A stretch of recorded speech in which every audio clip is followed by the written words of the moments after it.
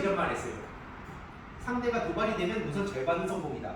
그래서 윤핵관들을 언급하고 상대의 발작 버튼을 찾는다는 식으로 얘기를 합니다. 한마디로 윤핵관이라고 얘기했더니 대통령이 바로 반응한다. 그럼 그게 저들한테는 발작 버튼이구나. 그다음부터는 이준석 워딩을 다 기억하시겠지만 윤핵관이라는 말만 계속해요. 다른 얘기하다가 또 윤핵관 얘기하고 뭐 하다 윤핵관 얘기하고 그럼 계속 버튼 누르는 거죠.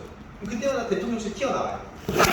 정치를 하고 있는데 처음에 저는 그냥 프로게이머 입장에서 설마 했었는데 나중에 진짜 이런 얘기 한 거 보고 확신을 하게 된 겁니다. 그래서 아까 뭐 기사 얘기도 했는데 무슨 말을 해야 기사로 나올지도 늘 생각한다 하더라고요. 그래서 우리가 그냥 순수하게 좋은 일을 하니까 이게 사람들한테 좋으니까 라고 매기려고 하는 것은 뭐 굳이 비유를 하자면 김치가 몸에 좋아서 내 자식한테 김치를 억지로 먹이는 경우와 그냥 예를 들어서 저들의 방식을 말씀드리면 그냥 쓱 하나 깔아 놓는 거죠. 뭐 밥 먹을 때 김치 한 점 살짝 어디에 올려놓고 그럼 자기가 이건 먹었다고 믿게끔 하는 그런 방식의 차이를 말씀드리고 싶은 거고 이런 식으로 막 노이즈 마케팅 일으키죠. 물론 이번에 완전 천하용인이 참패를 해가지고 지금 욕 많이 먹고 있긴 하던데 어쨌든 이런 식으로 노이즈 마케팅을 일으켜서 기사, 양을 쏟아냅니다. 제가 굳이 어떤 생각을 가지고 있는지 그리고 우리 쪽에서도 대응을 해야 되기 때문에 막 찾아봤는데 실제로 이준석 씨가 이런 말도 해요. 부정적 기사든 아니든 이 언론에 일면에 나고 계속 포털을 겪는 게 중요하다. 아까 제가 말씀드렸던 그 시간과 시선에 대한 내용이랑 똑같습니다. 그래서 결국에는 이준석이라는 사람도 지금 특히 뭐 트렌드라든지 이런 유행 이런 걸 언급하기도 하는데 결국에는 그러니까 이 어떤 식으로 노이즈를 일으켜가지고 뭐 관종이네 뭐네 이런 소리 많이 듣거든요. 실제로 막 이런 언어 순절이 웬 말이냐 입절이지 이걸 보시면 이제 정치를 오래 하신 분들 입장에서 어이 뭐 하는 거야 저게 정치권에서 이게 장난이야? 그래서 막 애들 같다고 이렇게 많이 하는데 이걸 노리고 하는 겁니다. 그래서 뭐 투표율 70% 넘기면은 한 달간 탄수화물 끊겠다. 이때 관종이라고 욕 많이 먹었거든요. 근데 이게 중요한 건 이 세계관을 들여다봐야 돼요. 이준석 대표 지지자들이 많이 모인 펜코라는 사이트에선 이준석 대표 세배라고 탄수화물 끊어 형 뭐 이런 게 있었어요. 그게 있는데 이런 식으로 공약이라고 나 탄수화물 끊을게 라고 사람들이 있는 데서 하면 요 마이너한 그룹에 있던 사람들 입장에선 효동감을 느끼게 되겠죠. 이걸 막 한 대 나가고 퍼뜨려 주니까 신나기도 하고 우리 형이 이거 언급해줬어 사인을 줬어 이렇게 되는 겁니다. 그래서 이걸 단순히 그냥 관종 취급하고 넘기기에는 저런 전략들이 숨어있다는 걸 캐치해야 되는 거고 특히 되게 나쁜 방식 일베가 되게 자주 쓰는 방식인데 이준석께서 호남 지지율 목표 얘기하면서 특수부대 얘기를 합니다. 그럼 보통 호남과 특수부대랑 키워드를 연결을 하면 뭐가 떠오릅니까? 5.18이 떠오르죠. 하지만 여기에 대해서 민주당에서 진지하게 어떻게 호남과 특수부대를 얘기할 수 있냐 5.18 갖고 그렇게 정신을 훼손할 수 있냐라고 대응하면 이준석은 딱 그것만 기다리고 있는 거예요. 왜냐면 나는 5.18을 얘기한 적이 없는데 토론을 자주 보신 분들 아실 거예요. 늘 화법이 그렇습니다. 난 이런 말 한 적이 없는데 네 말하는 머릿속에 5.18을 엮은 것 같은데 네 머릿속이 이상한 거 아니야? 라고 하면 순간 이상대방은 벙찌고 이준석은 되게 유유히 웃는 모습 보이고 그게 쇼츠로 막 퍼지고 기사 쏟아지고 그리고 다음 먹잇감을 찾아 떠나죠. 그래서 단순히 이준석이라는 사람의 호불호를 떠나서 절대로 그냥 있는 그대로 이거 혐오다 뭐다 그렇게 접근하면 안 됩니다. 기본적으로 저기 게임하듯이 전략 전술을 세우고 덫을 설치하고 있기 때문에 그게 굉장히 중요하다는 거고 특히 육모방망이 때 기억하세요?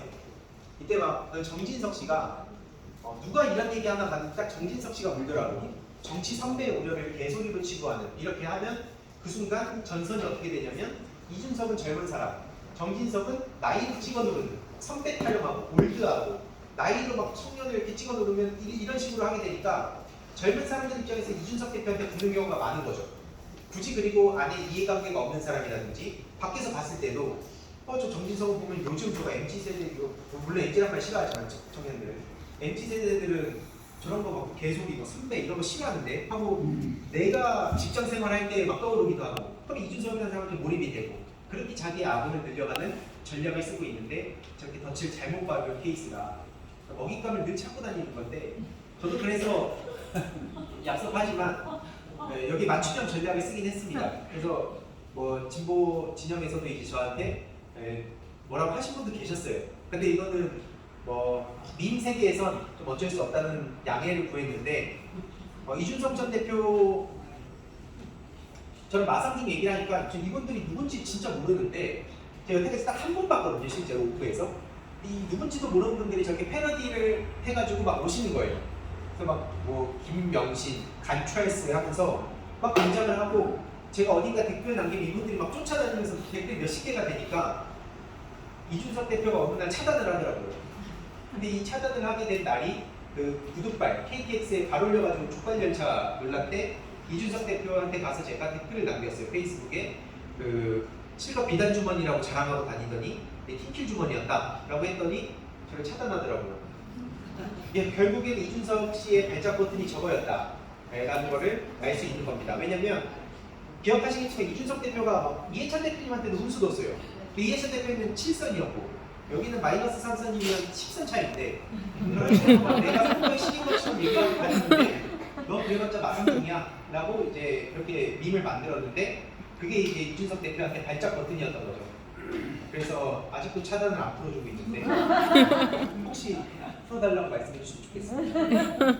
실제로 이런 밈 같은 게 왜 중요하냐? 저 오른쪽에 보면 저도 이거 되게 신기했었는데 그 커뮤니티 보는데 1 방시혁 의장 1BC 기부해서 뭔 소리지 하고 봤더니 들어가니까 그 박상도 1KSD 화폐 단위를 만든 거예요. 50억은 1KSD다. 그다음 1BC는 그 곽병채, 병채. 그래서 1BC는 50억 해서 이런 식으로 이런 민들이 막 퍼지더라고요.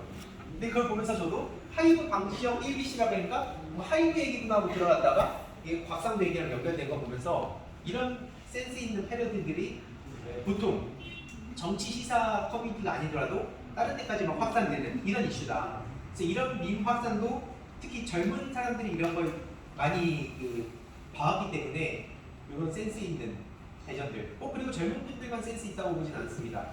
이때부터 이런 걸 한번 재밌는 걸 보면 나중에 50억 혹은 뭐 예를 들어서 25억을 보면 0.5 KSD 이런 식으로 응용 버전이 무한대로 가능해지는 거죠.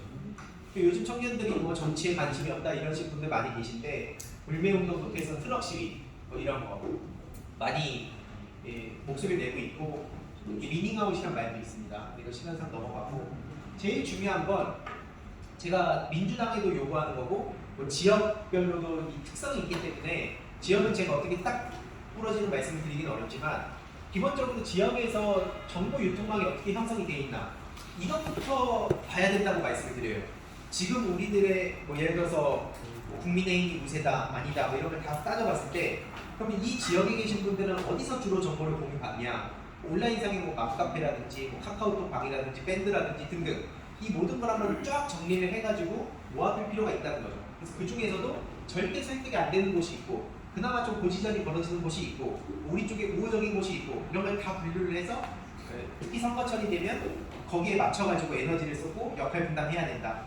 그래서 이 정보 유통 창구를 전체적으로 파악하는 게 중요하고 특히 요즘 청년들 사이에선 온라인 커뮤니티 이용률이 굉장히 높고 뿐만 아니라 카톡이라든지 다른 커뮤니티, 블라인드, 페이스북 등등 이렇게 있다. 그래서 제가 이제 가볍게 요약만 해봤을 때도 청소년, 대학생, 직장인 전체 이렇게만 보더라도 되게 다양합니다. 근데 이것도 그냥 커뮤니티라고 표현을 해서 그렇지 아까 말씀드렸듯이 굉장히 다양해졌기 때문에 그 안에 정보들이 어떤 식으로 유통이 되고 있고 그 안에서 여론이 주로 어떤 식으로 형성이 되는가 이거를 분석해야 된다고 말씀드리고 싶은 거고 학생들로 예시를 든 거예요. 학생들을 내가 10대 학생들을 만나고 싶다 그러면 학생들이 뭐에 관심이 있는가 트렌드는 무엇인가 예를 들어서 뉴진스의 하이보이 이러면 이게 뭔 의미인가 이런 것들에 대해서는 최소한 알아보고 그러면서 거리감을 좁힌 다음에 내 이야기를 하나둘씩 해야 되는데 야 너 지금 아이들 지금 따라다닐 때야 이거 정치 중요한데 이러면 그냥 그 꼰대가 돼버리는 게 현실이다. 되게 안타까운 현실인데 그런 것들을 어떻게 바꿔갈 것인가는 우리가 계속 노력을 해야 된다는 게 지금 현 상황이라고 보고요. 이런 내로남불 대치하는 것도 중요하다고 봅니다. 주로 그런 식으로 시장과 싸운다 그러면서 문재인 정부를 그렇게 욕해놓고 지금 은행이라든지 소주 가격이라든지 다 개입하고 있잖아요. 그래서 이런 내로남불도 잘 모아둘 필요가 있다. 그리고 최근 64시간 뉴스도 굉장히 중요하다고 봅니다. 이게 펜퍼 안에서도 막 싸움이 나기 시작했어요. 보면 노조 맨날 때리는 펜퍼 아니냐? 좀 순화해서 말씀드릴게요. 지금 노조들의 불만을 갖고 있지만 싸울 사람도 노조뿐이다. 그러면서 막 이런 얘기를 해요. 결국에는 이런 얘기를 한다고 해서 이 펜퍼에 있는 사람들이 뭐 민주당을 찍는다거나 노조의 우호적이다 이런 말씀 드리는 게 아니라 이런 분열적인 요소들이 생기면 그걸 계속 파헤치고 들어가야 된다는 겁니다.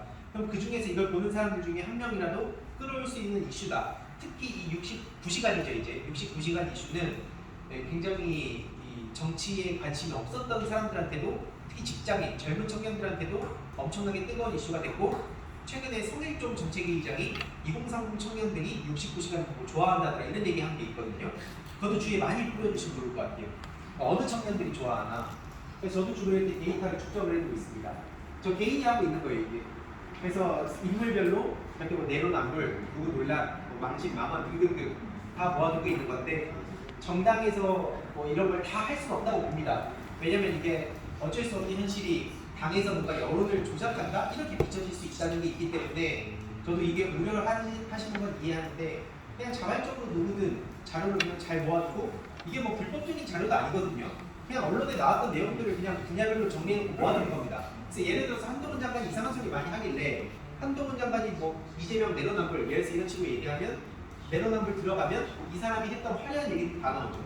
그걸 그대로 돌려주면 그게 속도전인 겁니다. 바로 대응할 수 있는 거. 이거 그냥 막 기사 찾고 뭐 찾고 하면 너무 느려요. 그냥 이 폴더만 들어가면 바로 한동훈이 이런 내로남불 했구나 하고 바로 돌려주면 예를 들어서 제가 기사를 본 거 그리고 이 폴더 들어가고 하는 게 진짜 오래 걸려야 한 5분 안에 다 가능하다. 이런 속도전의 시대다 말씀을 드리고 싶고 좀 내용들을 모아봤습니다. 뭐 슬슬 마무리해야 될 것 같은데 뭐 고지전이 중요하고 정보 유통, 여론 형성 구조를 파악하고 결국에는 유능한 관종이 왜 필요한가 그리고 토론도 일종의 설득 게임이라고 봅니다. 그래서 토론은 그냥 예를 들어서 제3자들을 설득하는 건데 그냥 나가갖고 내 감정 쏟아내고 나 혼자 만족하고 이러면 안 되죠. 그래서 상대의 과거 발언, 모순점을 찾는다거나 이 안에서 진영 안에서의 막 분열적인 요소 있으면 그런 걸 파악하고 그런 데이터 축적해가는 거. 이거는 참고로 저쪽에서 그 젊은 보수 쪽 청년들이 그걸 많이 하더라고요.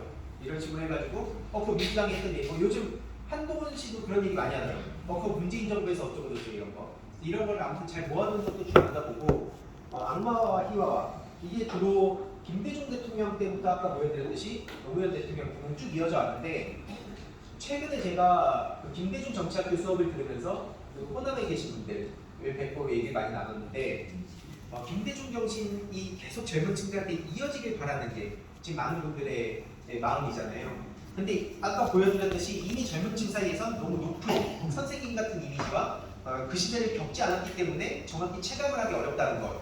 그리고 정치 저간여층이나 민주당을 싫어하는 사람들은 이미 이런 악마와 희화화가 돼 있기 때문에 1차적으로 일단 그걸 어떻게 걷어낼 것인가 그걸 한 다음에 선거를 어필해야 되는데 이게 보니까 그냥 선거 어필한다거나 아니면 정치 뭐 선거철 되면은 경선 과정에서 특히 김대중 정신 어떻게 하겠습니다 이런 얘기만 하면 시간이 지나면 지날수록 잊혀집니다. 그래서 이 온라인 대응이 훨씬 더 중요해진 시점이라고 그래서 말씀을 드리는 거고요. 프레임 전쟁 아까 말씀드렸고 몇 가지 저쪽에서 자주 하는 패턴들이 있어요. 그 패턴도 고리를 끊고 갈 필요가 있다. 시간 관계상 이 정도 말씀을 드리고 현 시점에 빈 공간 찾는 것도 중요하다 봅니다. 그냥 어떤 민주당 자체가 될 수도 있고 그 지역은 지금 지역이 안에 예를 들어서 젊은 사람들이 부족하다든가 젊은 사람들은 있지만 온라인 대응이 되게 어렵다든가 하면 그 빈 공간